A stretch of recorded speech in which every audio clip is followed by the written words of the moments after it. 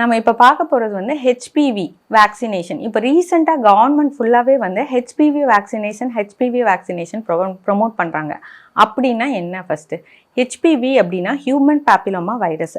அந்த வைரஸ் என்ன தான் பண்ணும்? அந்த வைரஸ் வந்து ஆக்சுவலாக நம்மளுக்கெல்லாம் வந்து நம்ம வீட்டில் அக்கா தங்கச்சி இருக்கிற மாதிரி அந்த வைரஸ்க்கும் நிறையா ஸ்ட்ரெயின்ஸ் உண்டு. அதாவது அதுக்கு இனிஷியல் ஒன்று ஹெச்பிவின்றது அதோட இனிஷியல்.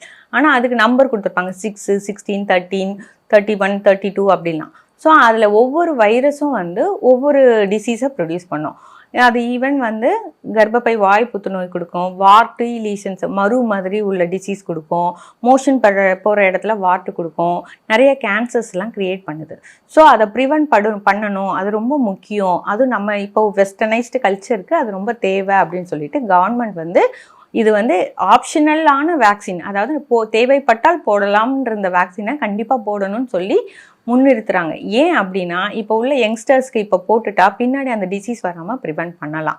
ஸோ இது எப்படி போடுறது, எப்போ போடுறது, யாருக்கு போடுறது? 9 to 12 இயர்ஸில் உள்ள எல்லா குழந்தைங்களுக்குமே நம்ம போடலாம்.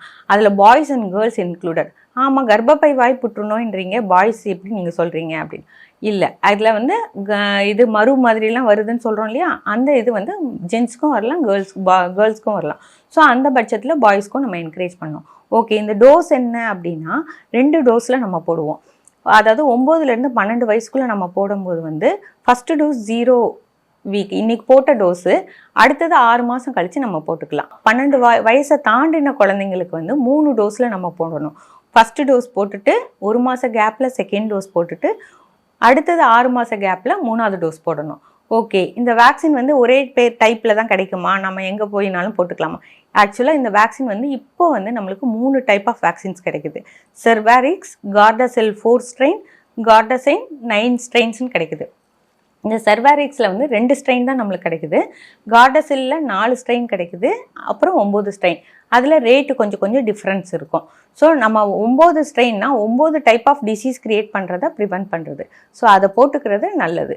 ஸோ இதை வந்து நம்ம குழந்தைங்களுக்கு நம்ம போட்டு நம்ம ப்ரொமோட் பண்ணோம் அப்படின்னா நம்மளுக்கு இந்த டிசீஸ்லேருந்து ஃப்யூச்சர் ஜென்ரேஷன்ஸை ப்ரிவென்ட் பண்ணிக்கலாம். ஸோ குழந்தைங்களுக்கு மட்டும்தான் போடலாமா? இல்லை, எல்லாருமே females including 25 years 30 years up to மெனோபாஸ்க்கு முன்னாடி வரைக்கும் நம்ம போடலாம், preventing the cervical cancer. Thank you.